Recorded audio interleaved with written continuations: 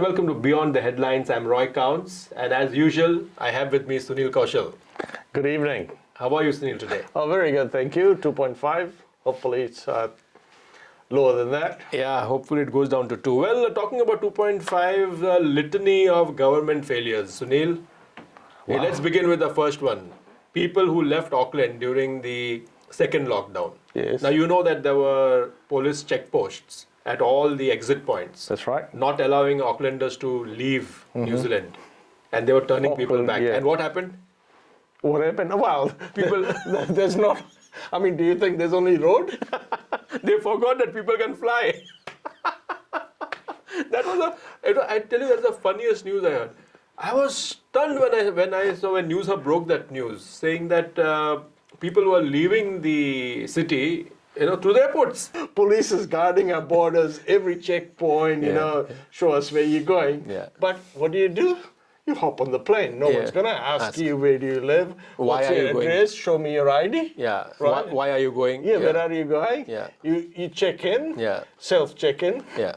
Right? Drop your bags. In fact, people were allowed to fly for business or for essential travel, but they were not allowed to fly for, leisure. And that's what most of the people did. They went away to Queenstown. And funny thing is that now, yesterday, Chris Hipkins says, don't go to Queenstown for that... IT conference. The IT conference, yeah. Yeah. I mean, I know this government, I think, is getting more and more ridiculous. But look, I think it's like you're creating a division between Auckland and the rest of the country. Yeah. It's going to create hate. I hate to use that word, but people outside Auckland won't like the Aucklanders. Yeah. Auckland is the biggest economy within New Zealand. Yeah, within New Zealand. Yeah. And if you don't use that money outside in the other provinces, forget your provincial growth fund. Yeah, absolutely. Nothing's going to happen. Then the next one was the testing of the port workers who are border facing.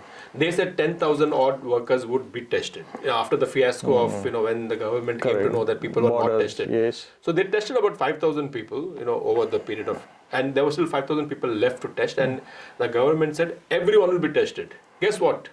Hardly anything. 200, Only 200 of the remaining 5,000 people, only 208 have been tested till about 4 days back. And by the time we go on air, on Friday, a few more may have been tested. Another fiasco. Well, come on, it's not that hard to test people, right? We're only talking about 5,000 people. There are countries with billions of population or millions of people there, and they are testing regularly. I really don't understand this. Now let's go step up further. So these are not. I've not yet finished. I've got still 3 or 4 more. And Sunil, what about the compulsory testing for South Aucklanders and West Aucklanders? Don't talk to me about that. Absolutely ridiculous, right? For Jacinda Ardern when she had to admit another stuff up by the government. For at least 3 days, the Ministry of Health website has been advising everyone in South and West Auckland to get a test, even if they don't have symptoms. Well, today, motorists dutifully queued up for a test and extra medical staff were called in to cope with the surge in numbers. But as Alice Wilkins reports, it was all a big mistake. They saw an official call for everyone to get tested, even the asymptomatic, and so the good and perfectly healthy people of West Auckland showed up in their droves. Except the Prime Minister says she definitely didn't, because this post on the Unite Against COVID-19 official Facebook page was actually, completely wrong. Wasting my time in the queue, waiting there, arguing with my wife, saying that no, Ministry of Health says, yes, you need to get tested. My wife saying no, Jacinda is saying no, you don't need to be tested. Well, who is right? I mean, obviously, wife is always right, but, it was a... Cognitive errors, actually. Actually, I don't see anything funny there, very, very frankly. It's good. Look, I think if you look the reverse of it, or the counter thing, the government got a slap on the hand for asking people to get tested, which I think was a good thing. Yeah. At least you can eliminate, all those. But, don't make sure that what message is going out is the right message. Right. I think if they would have left them just go get tested, it would have eliminated so many See, Ryan Bridges on the AM show, he interviewed Jacinda, and he asked her whether they were able to fix responsibility as to who was responsible for the message on the website. She refused to answer that. She kept on parrying, she kept on spinning it, and she didn't reveal who was responsible or which department was responsible. I have a feeling that this must have been an official statement, and then they realized that 700,000 people in Auckland, in South and West Auckland, cannot be tested. Yeah. Or they don't have the wherewithal, or they don't have the testing. So then I think they retracted, and they're trying to make it look like, oh, it is someone else's fault, but we are not going to throw anyone under It's the like the bus. flu vaccine, right? Yeah. Ashley Bloomfield was saying, yes, we have enough flu vaccine. Yeah. I know, I went to my GP, he says, I don't have flu vaccine. I said, you can't say that to me. I said, your boss is saying there is a flu vaccine. They said, no, that's absolutely wrong. Yeah. They don't have flu vaccines. So they are now being economical with the truth. That's what they did with the PPE. They said, we have enough, and then on the ground, they didn't have enough during the first lockdown. Yeah. So the government really has just been spinning. It's just one spin after the other. It's just, charming communication, and that's it. There's no delivery at all. Let's talk about something else. The results that were sent to the wrong person. So people are being tested, and then the wrong results, or the results go to the wrong person. Correct, privacy breach. Yeah. Where's the privacy commissioner in this? Yeah. Nowhere to be seen. Oh, we apologize. Yes, we do understand these things happen, but at least you can manage these. Yeah. I mean, it's like all these cyber attacks happening everywhere. Yeah. You would think New Zealand would have a good security thing. Yeah. Same thing. NZX down for 2 days. Oh, more than that, five days. Yeah. The other day, I think it was in yesterday's paper that someone was using the scan code details for a pickup line. Oh my God! So, Really? Yeah. So it's all going into shambles. So where's the privacy? And that's I think people have to scan the QR code, but I think your Google auntie is also very good. Yeah. Keeps track of where you've been. That's right. What about the government's WhatsApp COVID? I think I registered once, and you, I think, had to send number 1 to get more details and this and that. But there's so many WhatsApp group I have. I didn't even know that the government had a COVID WhatsApp channel. And you know how much they spent on that? Oh, $600,000. $675,000. $675,000, and at its height, only 50,000 people had registered. I was probably one of them. And at any given day, not more than 1,500 people would actually go and look at it. And what did they do? They started it on 2nd April and closed it down on 1st of June. Oh, because the uptake wasn't that. Yeah, $675,000 for. If they'd given me $600, I would have done it for free. Come on. Had they given some techie to do a Bluetooth code or something, I think it would have been, done by now. Yeah. But that's another waste of money. But I suppose if you look on the other side, it was a trial and error. Yeah. You have to do trial and error. It didn't work, so they closed it. Okay. Now, what about the news item which says that farmers will lose $110 million and 27 million tons of food is estimated to get wasted if they do not have 200 operators who can run those heavy farm machinery. And to get those operators, they have to get them from overseas. Now, I fail to understand in an agricultural country like New Zealand, why don't we have 200 people who can drive those damn tractors? I think there's a lot of people unemployed. It's explain to me, Sunil, why? How is it? I don't think you can get people from overseas. Yeah. Okay, it needs to be understood. So I think the government needs to do, or the Agriculture Ministry, MPI, they need to look at people that they can get who are unemployed or have lost jobs recently to go and do this work. So I think people who have lost jobs, unemployed, MSD has got the data.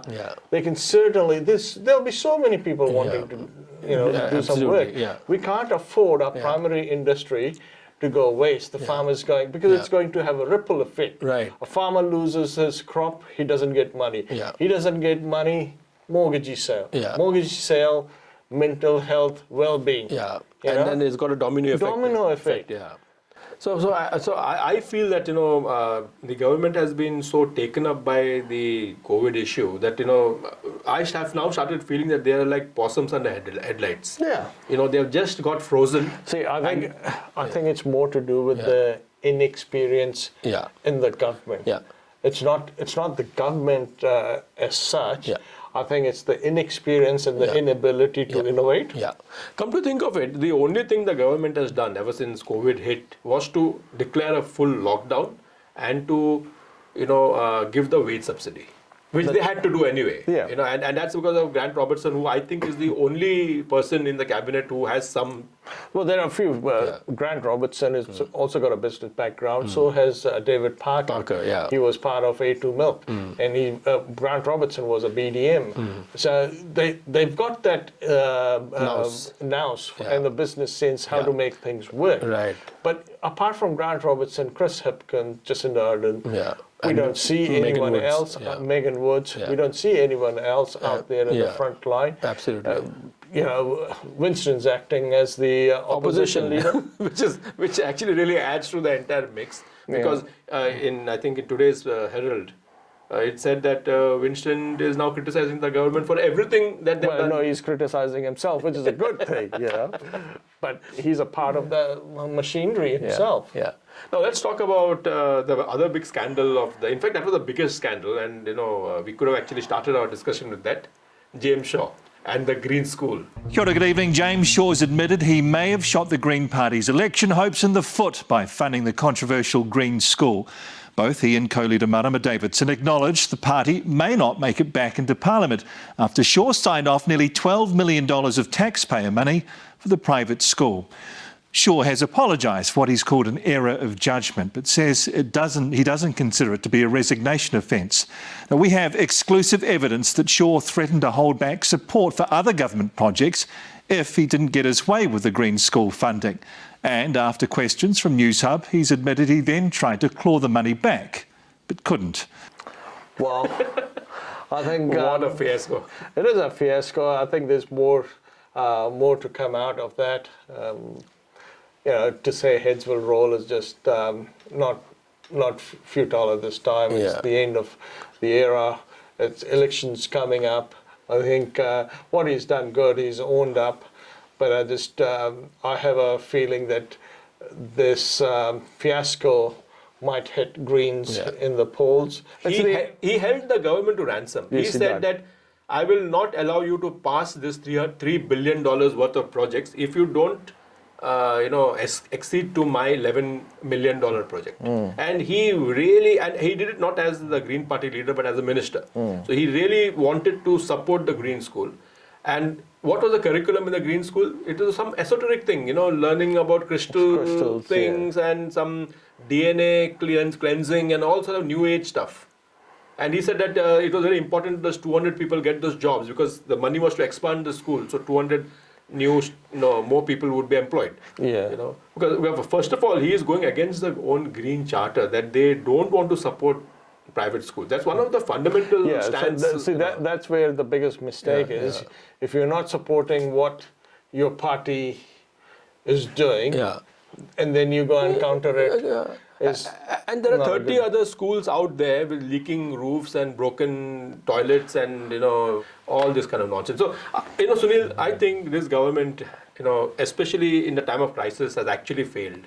Except for the fact that they declared the lockdown and they succeeded in stopping the virus, which is a good thing. Okay, now about the vaccine. Now, we had discussion a few shows ago that the Russians have a vaccine, and there was already, it's called Sputnik, and there was already the commentators here started making fun of it, like they always do with something which is not from the OECD. Correct. Now, Don Brash and a group of his friends, they contacted the Russians and they said, let's bring the vaccine here. Now, Don Brash is very clear. He says, I do not know if the vaccine works or doesn't work, but suppose it works, it's a good thing. Let us bring it here. Now, even for that, people are not very happy. A group of former MPs and businessmen are in talks with Moscow to bring Russia's unproven COVID-19 vaccine to New Zealand. But experts here say even if the Kremlin approves, there's practically zero credible evidence that it's safe or effective. Edward O'Driscoll reports. It's been hailed by the Russians as the COVID vaccine the world's been so desperately waiting for, and a group of Kiwis want to help us get our hands on it. Clearly New Zealand needs a vaccine and needs the vaccine urgently. Don Brash has linked up with another former National MP, Ross Morant, and a group of unnamed backers, filing paperwork through the Russian embassy to bring the vaccine called Sputnik 5 to our shores when it's ready. Is this the right vaccine? I don't know at this point. Lots of contenders, Oxford, China, US and so on. If it's proven to work, I'm happy to help. Now you have a vaccine. The Russians are saying the vaccine works. Why don't you use it? What's the problem, you tell me? Just because it has not been made by an OECD country or by a so-called white nation?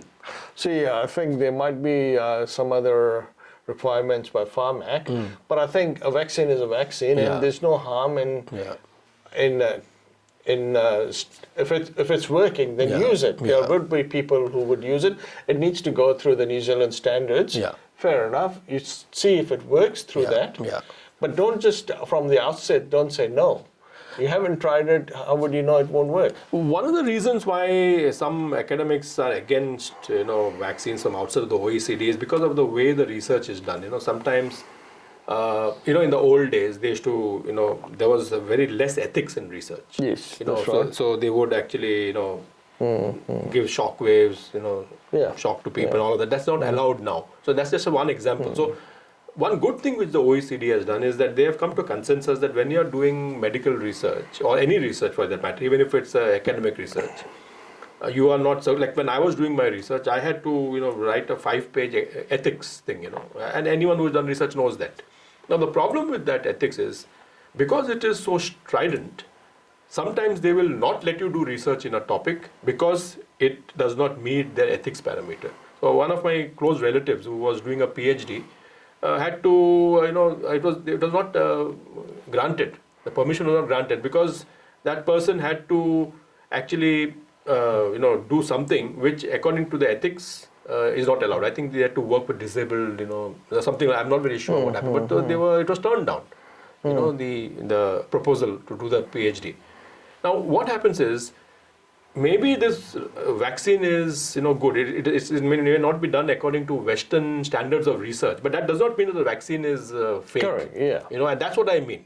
So you can't say we will not use the vaccine because the research was not done as per our norms, because they went and used it on monkeys and we don't allow it here. You see? And I think that is my problem, because a vaccine is a vaccine, come on. Yeah, and as I say, it still has to go through New Zealand standards. Yeah. So let it go through New Zealand standard. There'll be a lot of people, if it works, there'll be a lot of people wanting to have it. Yeah. They don't want to wait for 3 years for a vaccine to be innovated in Germany or America or Canada or Australia for that matter. Yeah. Let's now talk about the use of masks. Now you did allude to it, a few minutes ago, that the government said don't use masks, and they said use masks, or we may use masks, and there's been going off and on. I'm going to show you 2 clips. One clip is about the use of masks, and the other is about the government's flip-flop. Okay, let's have a look at these 2 clips and then we'll come back. Are face masks effective, and would you wear one on a plane? No, save your money. Go and spend it on something useful instead that you enjoy doing, like having a beer. Those face masks are absolute rubbish and they do absolutely nothing. They have a placebo effect. They make you feel better that you've done something. So are you saying that viruses can get through face masks without any difficulty? Depends on the face mask. The kinds of masks that we're talking about, that you go and buy off a street vendor and then you wear on the underground, or wear on the tram or something, wear around the streets, those are absolutely useless. The cheap and nasty you buy on the street, where there are big gaps around the sides of your face, and every time you cough and sneeze it just comes flying out the side. And the virus particles are absolutely minuscule compared to the enormous gaps in the fibres in the mask. For all those reasons, they're absolutely useless, and they make people feel better, and as I say, warn you off of hanging around with somebody who might be infectious at the time, but beyond that, they're just cosmetic. Good to know. Thank you, Chris. Dr. Chris Smith. What are these? So these masks are just normal surgical masks which surgeons use in theatre, They don't protect them from TB or corona. Just protect them from splashes of blood. So will it give protection against corona? No, it won't. What's the percentage you would say? I'll say 0%. 0%. So no good. These masks are no good. No Let's put good. the mask with the visor. So what about this? Protect your eyes. It's just for the splashes. It's not going to stop the virus going through. No. So what did you say the percentage of protection against corona? Still 0. Up to 0%. Yeah. So no good. So what's the answer then with regards to the mask? So we have FFP3, but these are good for coronavirus.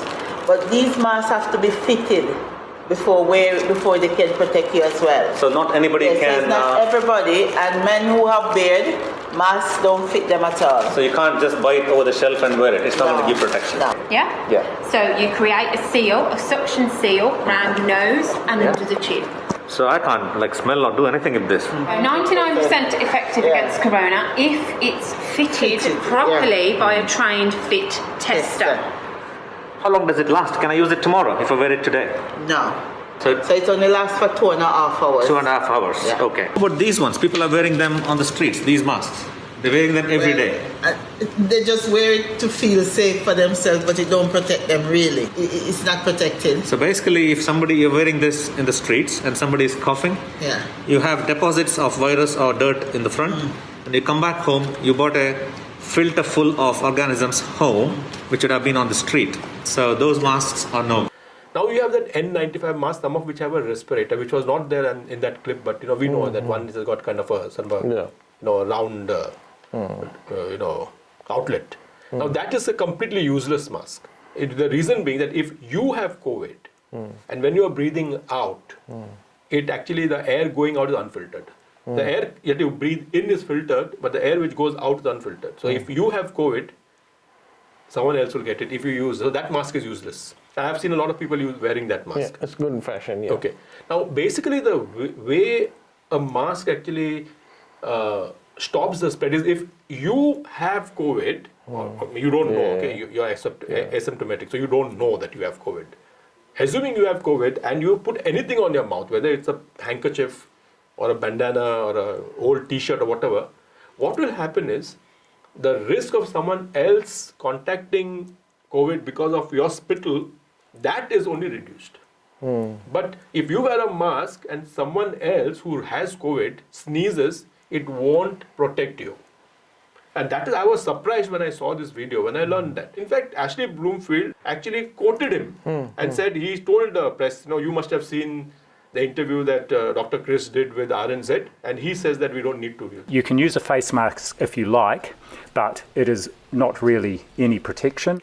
Cabinet has decided to move to mandating the wearing of face coverings on public transport for level 2 and above. Some of you may have heard the interview that Kim Hill did with virologist Chris Smith from Cambridge University. He was very clear on this. Those face masks are absolute rubbish and they do absolutely nothing. What happened in 2 months that suddenly the science has changed? I'm not the government, that makes this decision. My problem is that when you have this mask, you get a false sense of security. It's like, the batsmen who wear a helmet while they're batting. The helmet actually protects a bit, but it is not. As we saw that Australian cricketer who died, Phil Hughes. Yeah. He was hit. He was wearing a helmet and he was hit and he died. So my problem is that a mask will give you a false sense of security. Yeah. Not that I'm saying don't wear a mask, because I think it is important to wear a mask, especially if you're not sure. At least it protects. Some things better than nothing. Better, exactly. Yeah. So I'm not saying that don't wear a mask. I'm not against it. What I'm saying is that the public need to be aware of facts. Yeah. So wearing a mask does not protect you from getting COVID. Correct. It protects others if you have COVID. Yeah. That's one thing. Second thing is, if you do not have COVID and you're wearing a mask, if you touch the mask with your hands, with your fingers, it actually contaminates the mask. So they say that before wearing and after taking the mask, you should actually wash your hands or use a sanitizer before you take it off. Don't touch the mask.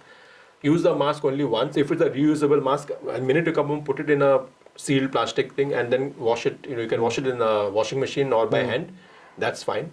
But what they're saying is, because the minute it goes into detergent, the virus dies. So these are some of the things which people need to know. Now, what do we do? What do I do? Now, I have a mask, for example. Okay, now I got this mask here. So I wear this mask. and then I come home, I take the mask off because it's nothing. I can't say anything. I leave it wherever it is. What happens if whatever virus is there gets transmitted? Okay. Then what do I do? Then next day I take the same mask, and I wear it again. And when you do that, because this is a reusable, washable mask, so when you do that, what happens is that you're actually spreading it more. So these kind of this, जो हिंदी में कहते हैं बारीकी or the minute, the granular, these are the things which people need to know. Not the fact that you wear a mask and you are protected. That is not. You need to know how to wear the mask, how to take the mask off. They say take the mask off only with the straps. Don't touch the mask, because any virus, may be sitting on the mask.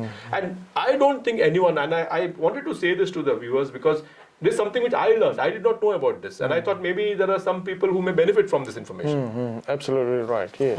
Yeah.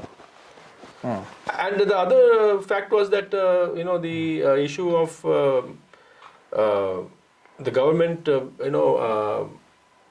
completely doing the volte-face, saying something today and 12 days later saying something complete flip-flop. Absolutely. No, without even saying, we had said this earlier, but we have now changed. Nothing. Yeah. They just pretend that what was, as if there was no recording, that we don't know it happened. Yeah. It was a flip-flop. But, mask is, whatever scientific thing is there, but at least it'll help the spread of COVID if you have got COVID. Yeah, absolutely. So do wear a mask, especially if you, even though you may not know you have COVID, but if you wear a mask, you will be able to protect others. Correct. Even if it is 50% protection, there is some protection. Something is better and than please nothing. remember to do all the other stuff like washing your hands, because COVID is dangerous. And finally, Sunil, I wanted to end the show with what's happening, back in India. The biggest news story, the Sushant Singh Rajput, death case as they're calling it now, very clearly a homicide. What has happened is the other party. So for our viewers who don't know, Sushant Singh Rajput was a young, upcoming actor, very popular actor. Was found dead in June, on the 15th of June, I think.